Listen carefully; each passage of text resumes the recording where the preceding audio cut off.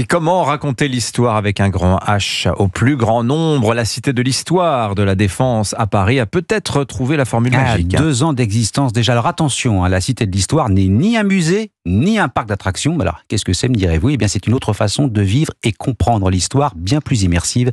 Cette saison 2025 propose par exemple une plongée au cœur de la Rome antique. Reportage Sébastien Bordenave.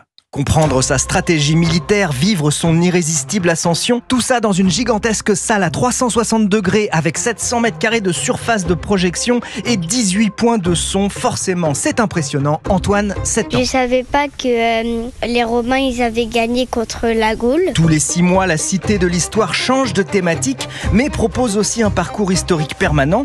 17 salles ultra immersives qui retracent 12 siècles d'histoire de France, où vous risquez de croiser une institutrice dans sa classe durant la Troisième République. Placez-vous à côté de vos pupitres, dépêchez-vous, vous êtes en retard. Un menuisier pendant la prise de la Bastille. Pourquoi ils s'en prennent à cette prison-là? Il n'y a personne là-dedans. Et même Jeanne d'Arc. Pour bouter l'angloire de France, il va falloir s'attaquer aux tournelles et vous allez m'y aider. Ah, allons-y. Vous n'oseriez pas mentir à Jeanne d'Arc. Ah non. Louis-Xavier Nicolas de la Cité de l'Histoire. C'est vraiment donner le goût par le sentiment à cette sensation, comme elle touche le cœur avant de toucher l'intelligence. Ça va induire beaucoup plus d'appropriation par l'élève et par le visiteur. À la Cité de l'Histoire, on vit l'histoire, c'est ça qui change tout. Et voilà, c'est ça, la culture sur Europe 1 avec Sébastien Bordenave, César et la Rome antique. C'est la Cité de l'Histoire sous l'Arche de la Défense. Attention, c'est à Paris jusqu'au 27 juillet.